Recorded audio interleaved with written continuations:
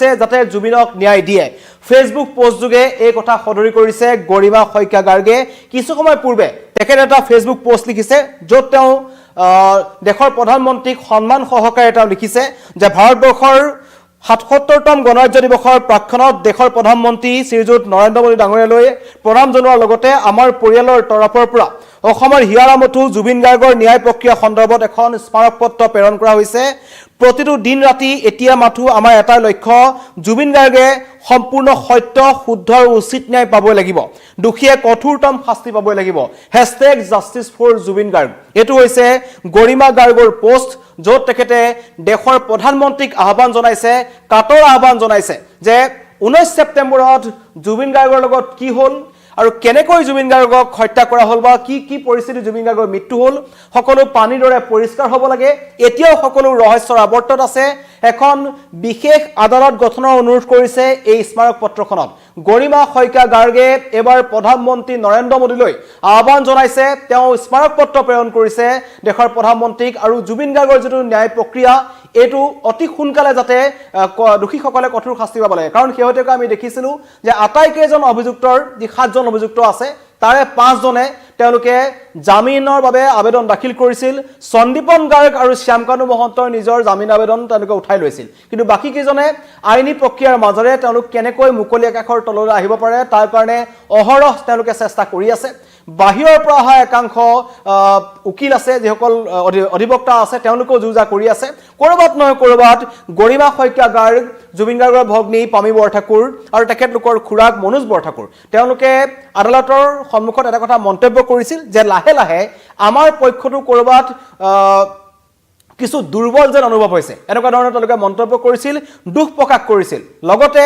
সিংগাপুৰত বহি থকা এই প্ৰবাসী অসমীয়াসকল যিখন অভিশপ্ত ইয়তখনত আছিল জুবিন গাৰ্গৰ আশে-পাশে তেওঁলোকে কিৰিলি পাৰি আছিল সেই সকলক কি কাৰণত তদন্ত প্ৰক্ৰিয়াত লোৱা হোৱা নাই তাৰ ওপৰতো প্ৰশ্ন উত্থাপন কৰিছিল গৰিমা গাৰ্গে আৰু আজি প্ৰধানমন্ত্ৰীলৈ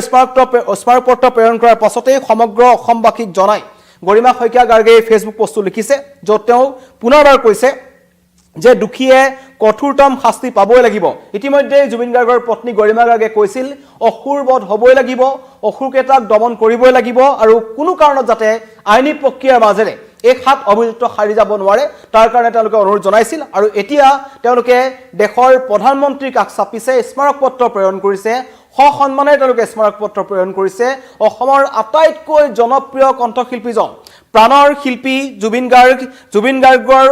কি পৰিস্থিতিত মৃত্যু হ'ল হেতু সকলোৱে জানিব বিচাৰে ৩,৫০ লাখ অসমীয়াই জানিব বিচাৰে যে হাৰ্টথব জুবিন গাৰ্গৰ কি পৰিস্থিতিত মৃত্যু হ'ল কেনেকৈ সিংগাপুৰৰ সাগৰৰ বুকুত জুবিন গাৰ্গ হেৰাই গৈছিল কি পৰিস্থিতিত তেওঁলোকৰ মৃত্যু হ'ল কাৰণ যিখন চাৰ্জশ্বিট দাখিল কৰা হৈছে এখন অতি দীঘলীয়া চাৰ্জশ্বিট য'ত প্ৰায় ২৯৫ জন মানুহৰ সাক্ষ্য গ্ৰহণ কৰা হৈছে ৭ জনক অভিযুক্ত হিচাপে ধৰা হৈছে আৰু সেইখন চাৰ্জশ্বিট মতে যদি এই তদন্ত প্ৰক্ৰিয়া আগবাঢ়ে স্পেচিয়েল কোৰ্ট নোহোৱাকৈ তেন্তে এইটো এটা দীঘলীয়া প্ৰক্ৰিয়া হ'ব বুলি ইতিমধ্যেই জুবিন গাৰ্গৰ পৰিয়ালে জানিবলৈ দিছে বা তেওঁলোকে অনুমান কৰিব পাৰিছে আৰু যিসকল আইনৰ বিশেষজ্ঞ লোক যিসকল জ্যেষ্ঠ অধিবক্তা আছে তেওঁলোকেও সেই কথা কৈছে যে ইমান ডাঙৰ এখন চাৰ্জশ্বিট যদি এজনকৈ ব্যক্তিক মাতিব লাগে পুনৰ তেওঁলোকৰ সাক্ষ্য গ্ৰহণ কৰিব লাগে তেন্তে এই কেছটোৰ জুবিন গাৰ্গৰ হত্যাৰ গোচৰটোৰ ন্যায় প্ৰক্ৰিয়া বা সমগ্ৰ ঘটনাটো শেষ হ'লে ১০-১৫ বছৰ পাৰ হৈ যাব আৰু ইমান দিন কোনো ৰখিব নোৱাৰে অসমবাসী ৰাইজে এতিয়াই সমগ্ৰ ঘটনাটোত কৰবাত নহয় কৰবাত তেওঁলোকে আক্ষেপ প্ৰকাশ কৰি আছে যে এতিয়াও জুবিন গাৰ্গৰ দৰে এজন শিল্পী নোহোৱা হোৱা ঘটনাটোত এতিয়ালৈকে তেওঁক ন্যায় নিদিয়াটো এটা অত্যন্ত দুখজনক কথা দুৰ্ভাগ্যজনক কথা আৰু এই পৰিয়ালটো বিশেষকৈ জুবিন গাৰ্গৰ অবৰ্তমানত এই পৰিয়ালটোৰ ওপৰত কি হৈছে আমি সকলোৱে দেখিছো শিখা শৰ্মাৰ দৰে একাংশ লেখিকা আছে তেনেকুৱা সমাজৰ একাংশ মানুহ আছে যিসকলে এই পৰিয়ালটোক টাৰ্গেট কৰিছে জুবিন গাৰ্গৰ ৰুগিয়া পিতৃক তেওঁলোকে বাদ দিয়া নাই ভগ্নীক তেওঁলোকে সমালোচনা কৰিছে গৰিমা শইকীয়া গাৰ্গক সমালোচনা কৰিছে তেনেকুৱা মানুহৰ অভাৱ নাই কিন্তু তথাপিও এই পৰিয়ালটোৱে এটা কষ্টৰ মাজেৰে তেওঁলোকে ন্যায় প্ৰক্ৰিয়াটো বিচাৰি আছে আমাৰ আইনী প্ৰক্ৰিয়াৰ ওপৰত তেওঁলোকে আস্থা ৰাখিছে বাৰম্বাৰ গৰিমা শইকীয়া গাৰ্গে এই কথাটো কৈছে যে আমাৰ আইনৰ ওপৰত আস্থা আছে আমাৰ ন্যায়ালয়ৰ ওপৰত আস্থা আছে আমি হিমন্ত বিশ্ব শৰ্মা যিখন চৰকাৰ আছে চৰকাৰখনৰ ওপৰত আমি আস্থা ৰাখিছো আৰু ৰাজ্য চৰকাৰে যিখিনি কৰিবলগা আছিল তেওঁলোকে কৰিছে কিন্তু বাৰম্বাৰ কোৱাৰ পাছতো যিটো বিশেষ আদালত জুবিন গাৰ্গৰ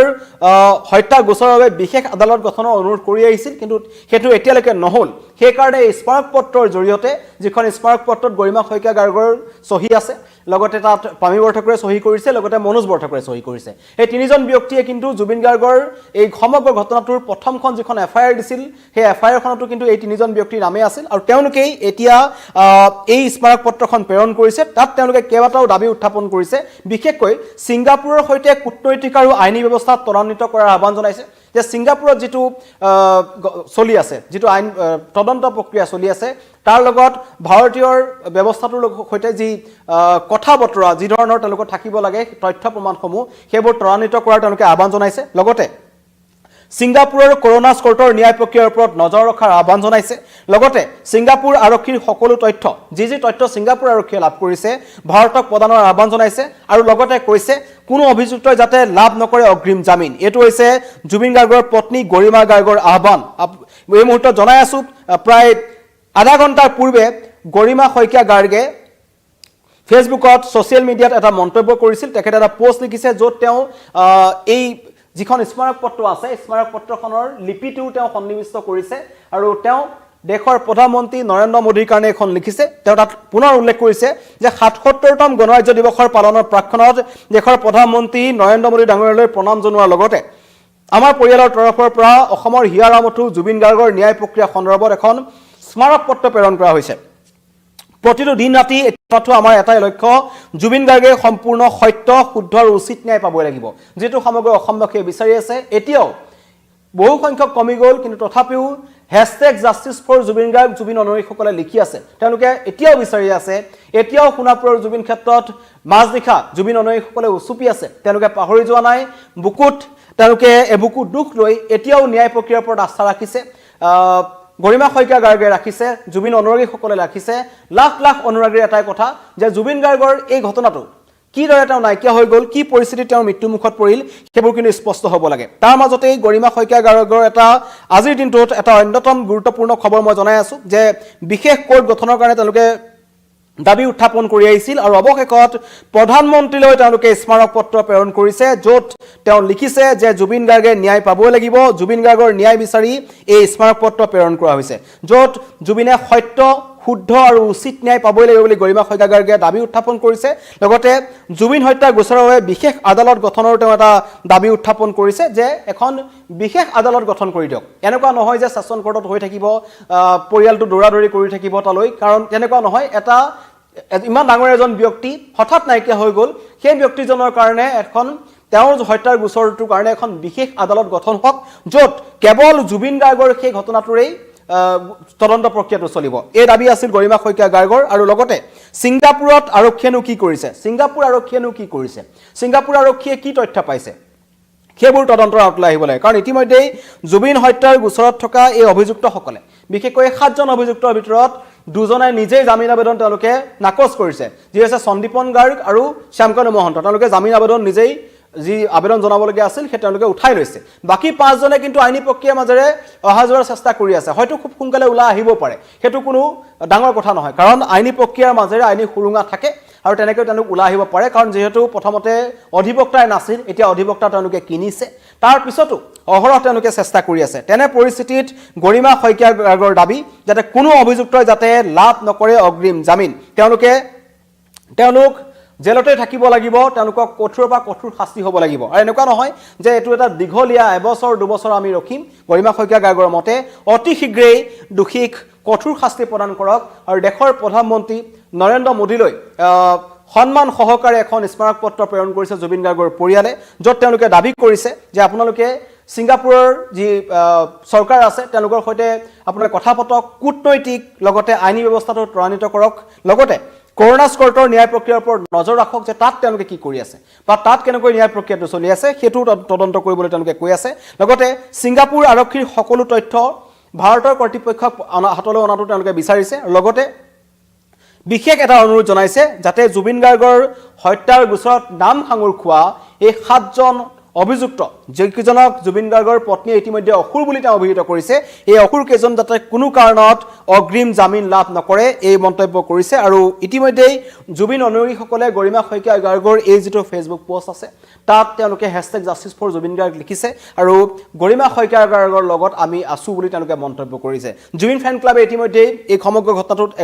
আৰম্ভণিৰ পৰা লাগি আছে কিন্তু তথাপিও দেশৰ প্ৰধানমন্ত্ৰীলৈ এটা বাৰ্তা গৈছে ইয়াৰ আগতে গৰিমা শইকীয়া গাৰ্গে মুখ্যমন্ত্ৰীক আহ্বান জনাইছিল চৰকাৰক আহ্বান জনাইছিল